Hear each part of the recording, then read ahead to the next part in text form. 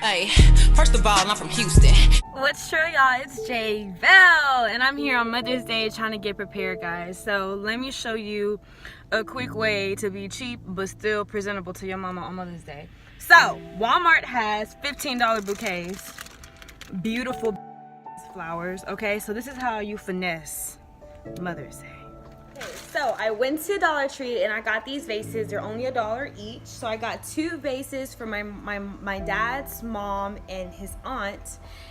And then I got my mom a small baby vase because we got her like a Build-A-Bear and shit like that. So she doesn't need all that extra fancy stuff.